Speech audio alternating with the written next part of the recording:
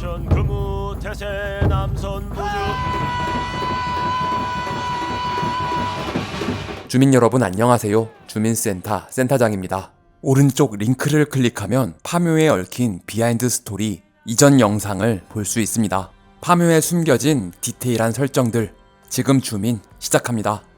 언제나 줌센의 영상은 영화를 먼저 보고 나서 보시는 걸 추천합니다.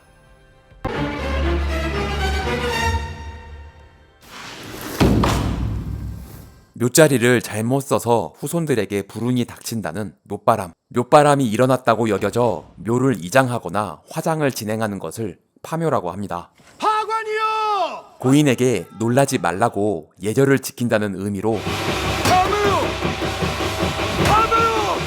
파묘 과정에서 실제로 외치는 말이라고 합니다. 여우가 밤에 허리를 끊었다고. 여우가 굴을 파는 것을 좋아하기 때문에 묘지를 파헤쳐 유골을 먹는다는 말이 있어 묘지와 여우는 상극이라고 하는데요. 묘의 여우는 상극이야. 이건 말이 안 되는 거라고.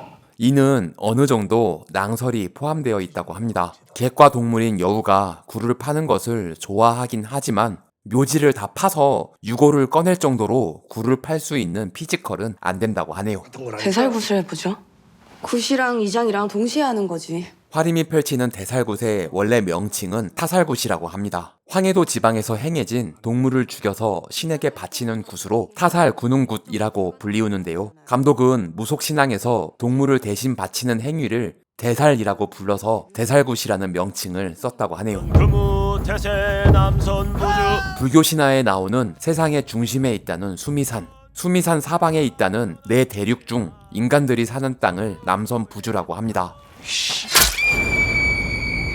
이건 진짜 소름이 쫙 돋았던 장면인데, 이 뱀은 일본에 전승되는 요괴인 누레온나로 최대 300m나 되는 긴 몸으로 사람을 휘감아 잡아먹는 뱀 요괴라고 합니다. 감독의 인터뷰에 따르면 일본 요괴가 한국의 묘지에 있는 이유는 평범한 뱀이 박근선의 관에 들어갔다가 그 밑에 오니의 요기에 의해 누레온나가 된 것이라고 하네요. 일단 돼지띠 일꾼들 그 5명이 묘를 파괴하는 겁니다. 그때 이장하고 나서 많이 좀 아프다고 그러네. 누레온나를 죽이고도 동티 정도로 끝난 이유는 이 인부가 돼지띠이기 때문입니다. 돼지는 뱀의 천적으로 유명하고 12지에서도 뱀띠는 음양오행상으로 불, 돼지띠는 물로 분류되어 서로 상극으로 친다고 합니다. When the wind blows the cradle will run. 이 자장가는 락어 바이 베이비라는 마더구스 곡입니다. 달콤한 멜로디에 비해 가사가 좀 무서운데요. 바람이 불면 요람이 흔들리고 나뭇가지가 부러지면 요람도 아기도 떨어진다는 내용은 아기에게 닥칠 수 있는 위험을 암시합니다. 악귀의 상태로 병실에 온 박근현도 이 노래를 흥얼거리죠. 전반부를 담당하는 악령 박근현은 한국의 귀신답게 원한을 가진 가족들만 노립니다.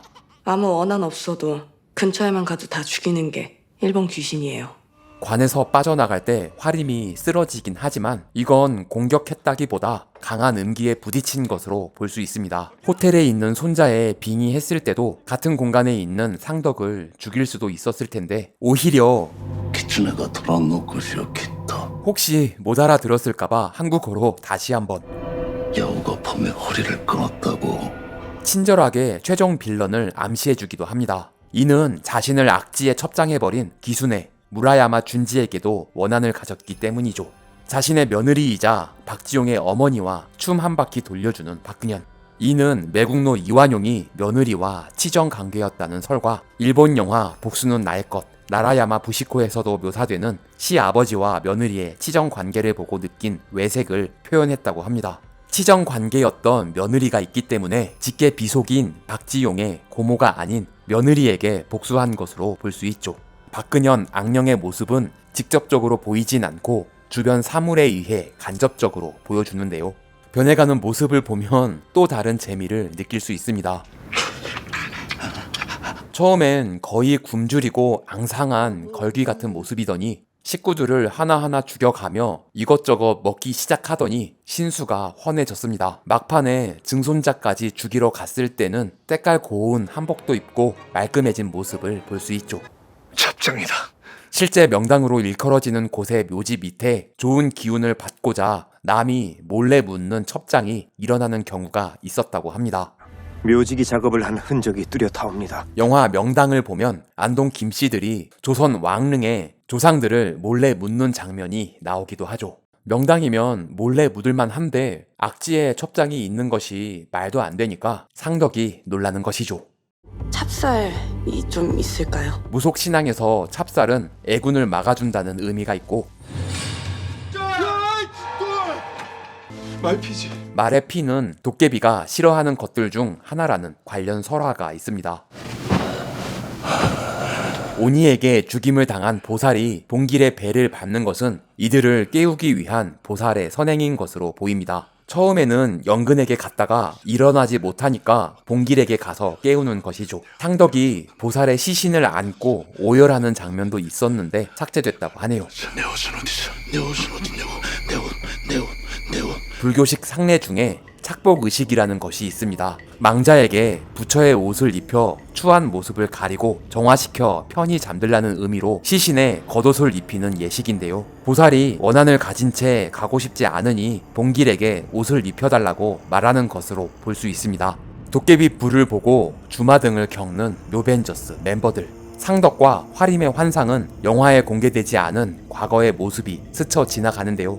이게 이들의 과거를 담은 프리퀄이 나온다는 떡밥이길 바라는 건 장재영 감독의 다음 작품을 기다리는 저의 개인적인 소망입니다. 저뿐 아니라 전작 검은 사제들, 사바하의 세계관과 통합해 구마사제, 목사, 풍수사, 장의사, 무당까지 모두 나오는 장재현 유니버스가 구축되길 바라는 관객이 많다고 하는데요. 아쉽게도 그건 쉽지 않을 것 같다는 감독의 발언이 있었습니다. 우리 오랜만에 도깨비 놀이나 한번 하자. 도깨비 놀이는 제주도 전통 치변굿인 영감놀이에서 따온 것으로 보입니다. 도깨비가 좋아한다고 전해지는 음식을 준비해 사람에게 빙의한 도깨비를 꼬드기는 굿인데요. 성수를 뿌리며 마귀를 고통스럽게 쫓아내는 서양의 구마의식과는 좀 다르네요. 누구여라? 사투리로 대화를 이끌어내다가 빨리 말해. 씨발로. 화림이 갑작스럽게 쌍욕을 박아버리는 건 실제 오니를 대면해본 화림이 한국의 귀신과는 다르게 대해야 한다는 걸 깨달았기 때문이라고 합니다. 일본 귀신이다. 아무 관련 없어도 그냥 죽인다고. 근처만 가도 다 죽인다고. 일본 민담에 나오는 원령은 원한의 직결체라 대화조차 불가능하다는 묘사가 많다고 합니다. 주온이나 링을 봐도 일본 귀신은 괜한 사람들까지 싹 다 죽여버리는 걸 볼 수 있죠. 이 새끼 문신을 피해갔네. 몸에 경문을 적는 건 일본 설화인 뒤없는 호이치에서 따온 설정입니다. 일본어를 할 수 있는 무당인 화림이 일본의 설화를 이미 알고 있었던 것으로 보이죠. 귀없는 호이치에서는 원혼으로 하여금 볼 수 없게 하려는 것이었지만 이 영화에서는 방어 효과를 기대한 것으로 목적이 다르긴 합니다. 몸에 적힌 경문은 대표적인 불교 경전인 금강반야 바람일경입니다. 봉길의 병실에 닭을 준비한 것은 만일의 경우 봉길 대신 닭으로 목숨을 대신하려는 대수대명 의식을 준비하는 것입니다. 의식을 한 사람에게 반대로 화를 미칠 수 있는 위험한 의식이라고 하는데요. 그만큼 오니에 맞서는 인물의 절박함을 볼 수 있는 장면이죠. 얘 안 죽였으면 좋겠다. 그럼 니는 교촌 잘 먹으면서 왜 그러는데? 단순한 개그성 대사가 아닌 아기 무당인 자해와는 다른 베테랑 무당 광심의 정신력을 표현하는 장면입니다. 鮎とマクワを備えておるか 일본 전국시대 오바 노부나가가 나가라 강에서 잡힌 은어를 즐겼다는 기록이 있고 그의 가신 도쿠가와 이에야스, 도요토미 히데요시는 참외를 좋아했다고 알려져 있습니다. 감독이 즐겨봤던 만화 음향사에 은어와 참외가 자주 나오는 걸 보고 다이묘들이 좋아할 만한 음식으로 여겨져 설정을 가져왔다고 하는데요. 참외로 직역되는 마쿠가와는 사실 참외류의 모과종이고 현재 일본에는 거의 생산되지 않아 일본인들도 잘 모른다고 합니다. 화림 역시 마쿠와는 뭔지 몰라서 당황했다가 아유, 준비시마스. 은어라는 말은 알아듣고 은어만 준비했습니다. しもべになるか 원한이 없어도 인간이라면 다 죽이는 오니가 상덕에게만은 회유를 시도합니다. 너 나하고 일 하나 같이 하자. 이를 두고 파묘할 때 상덕이 땅에 동전을 던진 것을 자신에게 공물을 바쳤다고 인식했다는 해석이 있습니다. 임진왜란에 참전했던 일본의 장수가 이순신이 그려진 100원짜리를 공물로, 전에도 말했지만 100원짜리를 던진 것은 현장에서 즉석으로 바꾼 설정이고 이순신 장군 얼굴이 보이는 건 완전 우연입니다. 자, 오컬트 장르 최초의 천만 관객 영화 파묘의 디테일과 비하인드 스토리를 알아봤습니다. 주민 여러분은 어떻게 보셨나요? 의견을 댓글로 남겨주세요. 구독과 좋아요는 사랑입니다.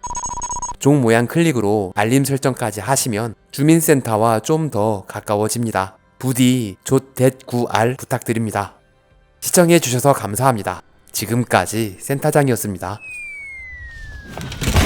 다음 영상도 기대해주세요.